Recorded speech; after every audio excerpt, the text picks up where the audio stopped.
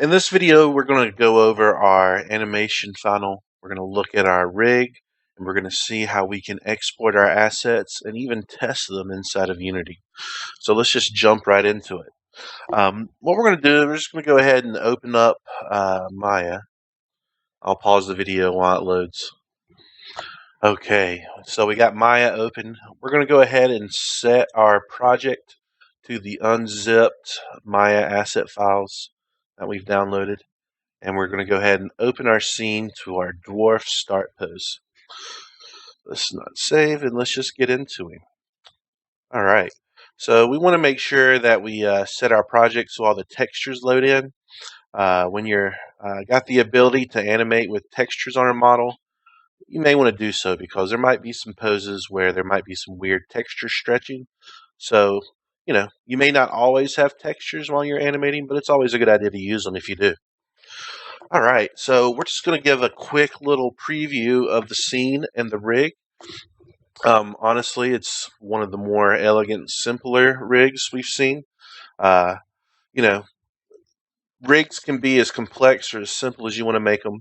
If you're just doing like a top-down, I think this is what this character was made for, like a top-down Diablo game.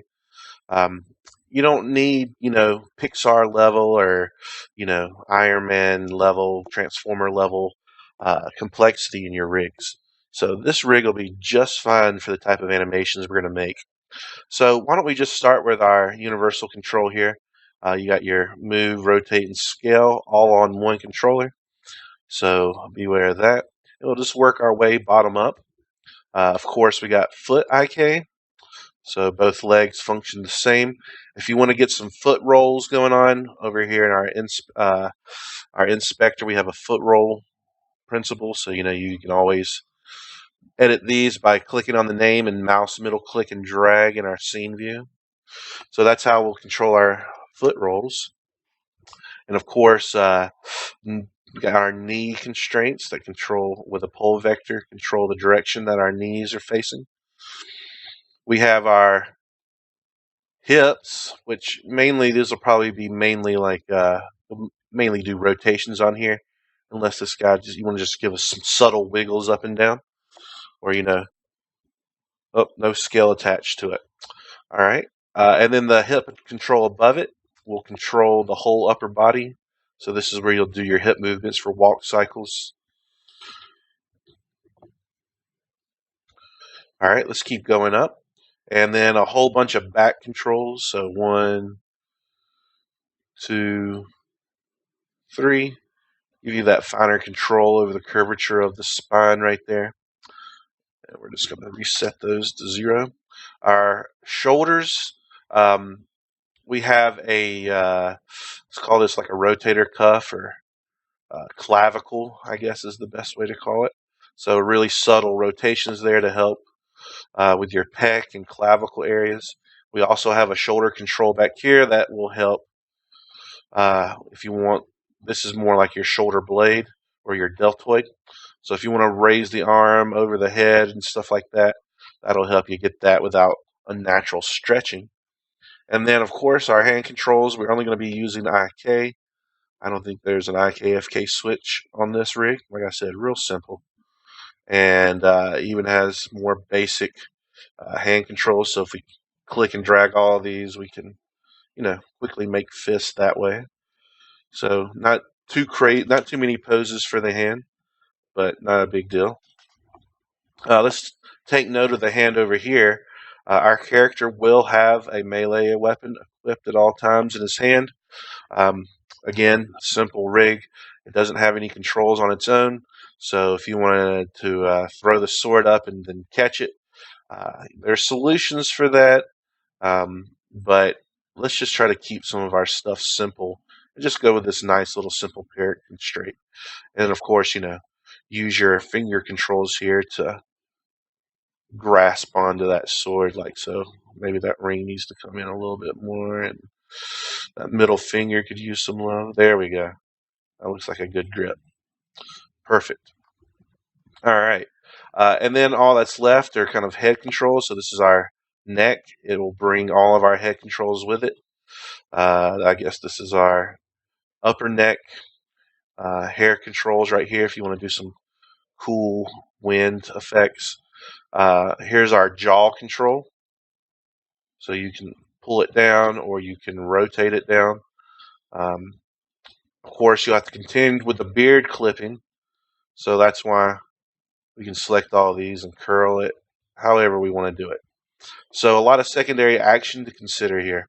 Our eye controls, our outer goggle here, controls both eyes. And then if you want to do a Disney World, we can do something like that. And then you can get your jaw and make him go. And then make him kind of crazy though. And of course, you got to take the neck. And then that's when he gets hit. Okay. So we have a character, and I'm going to just do a simple animation to show it's working inside of Unity. So I'm just going to do a quick little hip bob animation. So we're going to be up right there and right there. And then on 10 and 40, we'll be down. So just using my middle mouse click to really do some nice slides. Or wait, is it 30? Let's see. Down, up, down. Okay, that needs to go on 30. And then we'll finish at our start pose on frame 40. Boom, boom, boom. And then, of course, every good hip bob needs a little sass. So I'm going to do this. We're doing that. All right, so we'll go back to our start pose. And on 20 and on 40. On 30, let's see, we go down to the right that way. On frame 30, we'll go down to the left. Give me that hip. And then we'll set our frames to 39 to get to see how the loop looks. All right, I'm going to have a little, just a teensy amount of fun. I'm going to give him a little bit of a pose. Let's see. I don't know let's see how well the rig can deform the hands and the forearms and all that stuff. We're going to have to really grab that elbow control and pop it out some and maybe rotate this forward some more. Yeah, that's actually pretty good deformation. We got a little bit of, I don't know, I guess clipping there with our, and then he's just going to have his sword like.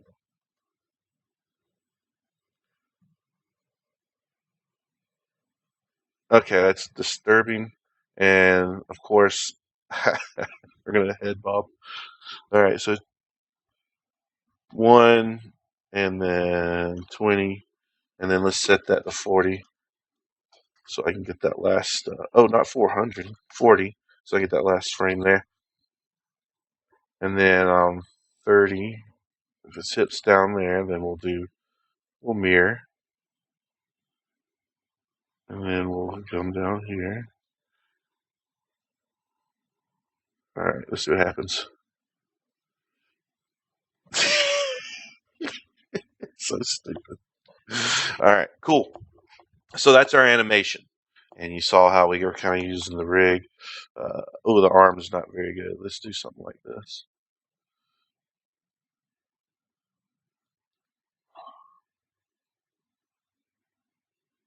There we go. All right, cool.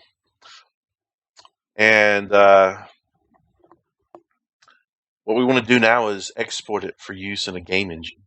So what we're going to do is we're going to just select the hero dwarf, and hopefully any rigs you get will be nice and packaged like this. When I select the root character dwarf here, let's zoom in.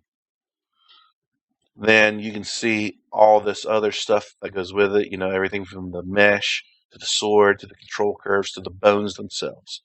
So that's nice and packaged that way. But what we need to do is we need to just pare this down to just the mesh and the bones of the animation simulated onto the bones. Right now, all of our keyframes are on the control curves. When we bake this animation, when we export it, every frame, every bone is going to get its own keyframe. So it'll know exactly where to move without the controls being needed. Because we don't want to bring that stuff into a game engine, just the bones and the mesh. All right, so Maya has a really nice tool now called the Game Exporter. Previously, you kind of either had your own scripts or just had to do it by hand to clean up the rigs with your control curves and all that. But Maya has this new tool that works well with Unity. So we'll go to Game Exporter, and why don't we look at some of these settings? All right, we'll go to Animation Clips, and the first thing we're going to do is we're just going to export our selection. All right, and we're going to give ourselves a clip name. We'll call this Dance, and we'll do it 1 to 40. Actually, let's do 1 to 39, and that'll make the loop a little bit easier, a little bit smoother. Save the multiple clips. Binary, so 2018. If you had multiple clips and the same timeline, you would break them up down here. So you would do like jump, and then jump would start at like 41. Theoretically, I haven't done a jump to like 60. So you could break down all your clips like this, and then Maya will even export each clip as its own FBX, kind of like how Unity likes. That way we can just get our clips nice and imported in there. All right, so I'm going to take that off. I don't have a jump. Move to origin. Hopefully your mesh is already in the origin point. But it might be you're animating a cut scene, and it might just you need them to be in the scene, but you may want to move them to origin and then place them in the scene inside the game engine. So that's what that could be used for. For the most part, embed media, I think that's for textures. Let's take that off. We don't want that. For the most part, we just want to bake the animation, set up our clip name, and export selection. Okay. Just set that to 0. All right, and then multiple clip files. We only have one anyway, but I'll just keep that the way it is. All right, let's try it out. So I'm going to set where I want to put it. I'm just going to choose my desktop, and I'm going to give this a prefix. So what I'm going to do is call this dwarf underscore, and then if it's a clip name, it'll save it as dwarf underscore dance, and if I had that jump, it'd be dwarf underscore jump. You get it. So let's hit the export button. And what do we get? We get a nice little FBX called Dwarf Dance. So I'm going to take this time now and open up the Unity project so we can double check to make sure our animations came through. I'm going to pause the video while I get Unity open. And just like that, Unity appears before our eyes. All right, so I'm not going to do much here. This is just a prototype test scene, and I would recommend doing this before you submit your FBXs. I'm going to drag and drop my FBX just into the asset window. And we're going to set up a quick animator controller and all that good stuff. So before I get going with it, I'm going to go to right click in this open asset window area. And we're going to create an animator controller. All right, and we're going to call this Dwarf. This is basically like the save file for our Mechanim node-based animator window. So this is kind of like it. All right, great. So why don't we just go ahead and slide our dwarf straight into our hierarchy. You get to put it at our origin. You can already see he's really just posing them out. We don't have textures. We don't need them. We're just trying to get these clips going. All right, if we look at our dwarf, he was imported with an animator, but he doesn't have a controller attached. That's why we do this. We drag and drop our dwarf controller we just made right there. And then we will double click into our animator window right here. And you'll see that there's no clips to play right now. So we're going to go in and expand our dwarf down here in our asset window. So you see how you can just expand them. So that's our mesh, our materials, all that stuff. And we're just going to drag and drop this dance clip into Mechanim. And there we go.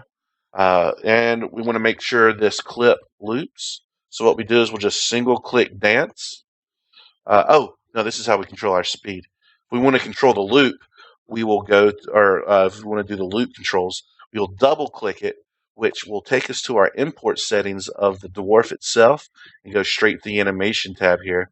And then where it says loop time, we can check that, and everything else can be pretty good right now. And let's apply those changes. Perfect.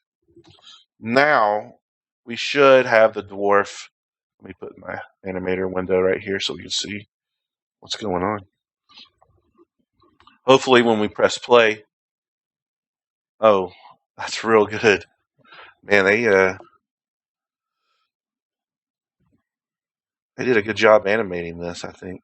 All right, we'll just bring the camera in a little bit. I can't help but do something a little dramatic. All right, let's see what's happening. All right, well, that's my animation, huh? All right, great. So that's exactly what your programmers or whoever's designing the character controller want to see. They want to see just a rig uh, or an FBX that has this clip here so they can make use of it and just plug it into an animation or an animator controller like this. And then there'll be a big spider web of these clips that they'll transition between, and everybody's happy. All right. Thank you.